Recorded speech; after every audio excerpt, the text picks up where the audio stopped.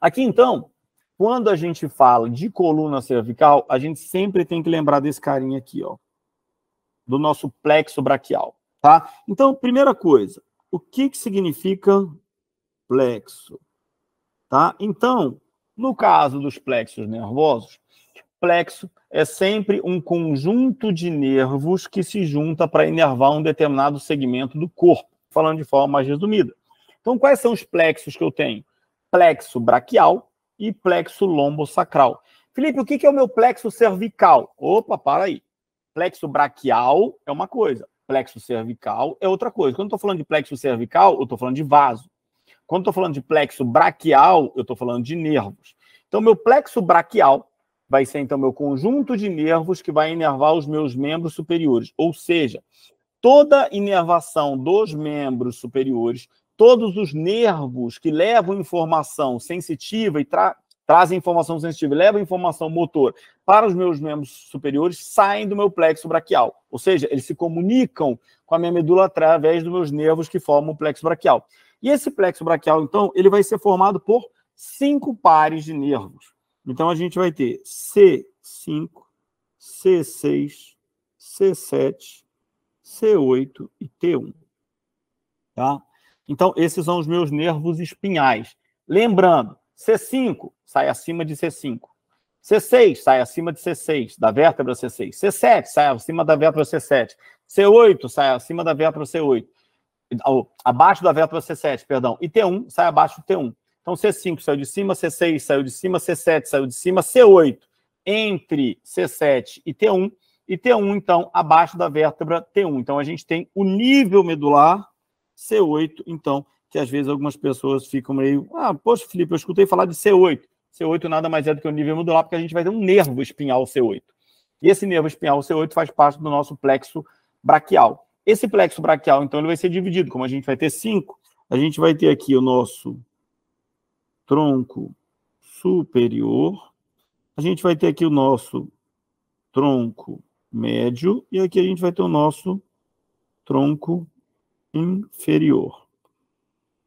Felipe, como é que eu faço a avaliação desse plexo braquial, então? A gente tem duas formas de avaliar, duas formas principais de avaliar qualquer disfunção de plexo braquial. Avaliando o que a gente chama de dermátomo.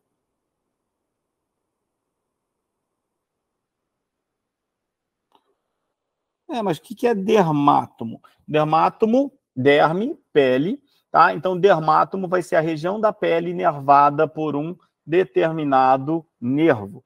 Então, quando eu falo de dermátomo aqui, eu estou falando, então, da região da pele que é inervada por cada um desses nervos. Então, olha o que acontece aqui, fazendo um checklist, tá? Essa inervação, então, ela vem de proximal para distal, de lateral para medial. Então, eu vou ter, quem vai ser o meu dermátomo de C5, ou seja, a minha área da pele relacionada com C5, vai ser a minha porção, parte lateral do braço. Então, se eu tiver uma parestesia, se eu tiver choque, se eu tiver uma disestesia na região lateral do braço, dermátomo de C5. Quem vai ser o meu dermátomo de C6? Porção lateral do antebraço, primeiro e segundo dedos da mão, ou seja, vai pegar o polegar e vai pegar o indicador da mão. Dermátomo de C6, quando a gente está testando, então, com um pincelzinho, quando eu estou testando com algodãozinho, se tem alguma alteração de sensibilidade, a gente coleciona. Se teve alteração de sensibilidade em C6, se tem alteração de sensibilidade em C5, por quê? Porque eu estou procurando o nível medular comprometido, e esse comprometimento ele pode estar diretamente relacionado com a medula, lá no nível medular específico, ou na saída do nervo, ou do nervo em alguma parte de sua passagem aí. C7, tá? Vai ser o dermátomo, então, que vai compreender a parte da palma da mão e a parte, então, do dedo médio, tá? Então, o C7 vai pegar a palma da mão e do dedo médio. C7 está diretamente relacionado com o nosso nervo mediano, né? E está diretamente relacionado, então, com as nossas síndromes do túnel do carpo. Mas a síndrome do túnel do carpo não é uma compressão do mediano lá em cima, é uma compressão do mediano lá na passagem, então, pelo túnel do carpo. Qual é a principal alteração da síndrome do túnel do carpo? Alteração de sensibilidade, nível medular C7, só que, na verdade, não é relacionado ao nível, relacionado ao nervo mediano específico, e esse indivíduo vai ter perda de força de preensão. Além de dor, ele vai ter perda de força de preensão, tá? Depois a gente vai ter o nosso nível medular C8, tá? No nível medular C8, então, a gente vai ter o nosso dermátomo relacionado ao quarto, quinto dedos da mão e porção medial, perdão, do antebraço, e o nosso dermátomo de T1, tá? Vai estar relacionado, então, com a nossa sensibilidade na porção medial do braço. A partir de T1 para baixo, de T2, aí a gente já vai ter os dermátomos relacionados, então, não mais ao membro superior, mas relacionados ao tronco. Felipe, por que é importante falar disso aqui? Eu até tenho uma aula aqui no canal, onde a gente fala da diferença de paraplegia para tetraplegia, tá? Então, o que significa? Só repassando aqui, porque isso está diretamente relacionado com o plexo. O que significa tetra? Então, o tetra, diferente do que muitas pessoas pensam, terá-se ser tetraplégico, tetraparético. O tetra significa que tem comprometimento de plexo braquial. Por quê? Porque ele tem comprometimento de membros superiores. Então, ele vai ter comprometimento dos 4 membros. Então, ele pode ter uma lesão na medula, comprometer membro superior e membro inferior? Não, não existe. Então, na lesão encefálica, eu não tenho o tetra e o para. Eu tenho o quadri e o di. Eu tenho quadriplégico, quadriparético, diplégico, diparético. O que significa? A lesão é encefálica. No caso de lesão encefálica, eu posso ter um comprometimento só de membro inferior e não de membro superior, ou mais inferior e menos superior. Agora, quando tem uma lesão na medula, como essa via, então, ela funciona como um conjunto de cabos que está levando essa carga elétrica de cima para baixo, se eu tiver uma lesão em cima, eu, consequentemente, vou comprometer embaixo também. Então, se o cara é tetra, ele comprometeu os 4. Se o cara é para, ele comprometeu os 2 de baixo, nunca os 2 de cima só. Tá? Se comprometer em cima, compromete todo mundo. O tetra, então, significa que ele tem comprometimento de 4 membros. Mas ele não pode, ele pode não ser um tetra total. Ele pode ser um tetra alto, ele pode ser um tetra médio e ele pode ser um tetra baixo. O que significa o tetra alto? O tetra alto significa que ele teve a lesão e a lesão comprometeu quem? O tronco superior do plexo braquial. C5, C6. O que significa um tetra médio? Que comprometeu o tronco médio. C7. O que significa um tetra baixo? Que comprometeu o tronco inferior. C8 e T1. Felipe, qual a diferença disso na prática? O tetra baixo tem movimento de membro superior.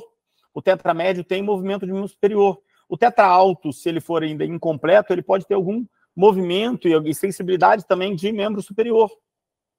Agora, o que é o tetra total? O tetra total, então, é que ele tem um comprometimento acima de C5. Então, se ele tem um comprometimento acima de C5, tá? Aí ele vai ser tetra total, ou seja, ele não tem nenhum, se ele for tetraplégico, né? Não parético, ou seja, uma lesão completa, uma secção completa, ele vai ter perda de todos os movimentos dos membros superiores. Felipe, mas ele faz algum movimentozinho. Se ele faz algum movimentozinho, ele não é tetra total. Ah, mas tem gente que pensa assim, mas ele mexe o braço, então não é tetra. Ele mexe, mas ele mexe perfeitamente, né? Por quê? Porque quem deixa de ser tetra para ser para, tem que ter uma lesão de T2 para baixo. O que significa isso? Aqui está o para. Tá? Para é de T2 para baixo.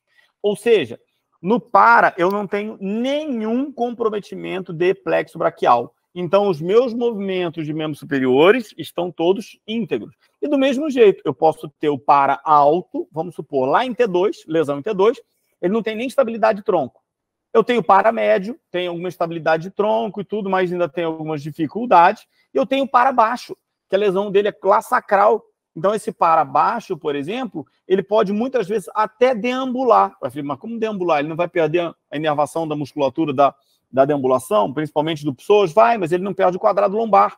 Então, às vezes, o cara pode fixar uma órtese, colocar uma órtese fixa de membro inferior e o cara andar com um quadrado lombar. Então, a gente vai fazer, quanto mais inervação se tem, mais fácil e melhor vai ser o prognóstico e o tratamento desse indivíduo, né? Agora, se eu tenho um para alto, o tratamento é diferente. Eu vou treinar muito mais estabilização. Se eu tenho um paramédio, eu tenho que treinar tronco, né, para dar estabilidade de tronco. Se eu tenho tetra, é diferente. Então, quando a gente está correlacionando, então, com a parte de inervação, a gente sempre tem que lembrar disso aqui, tá?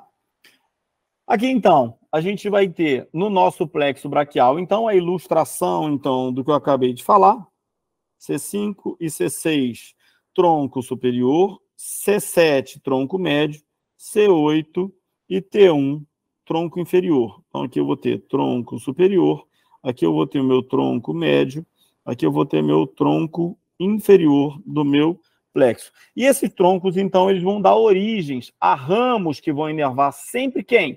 Membros superiores.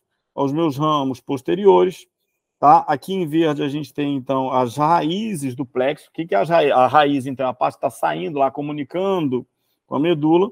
A gente vai ter as divisões anteriores do plexo, tá? Que vão estar aqui.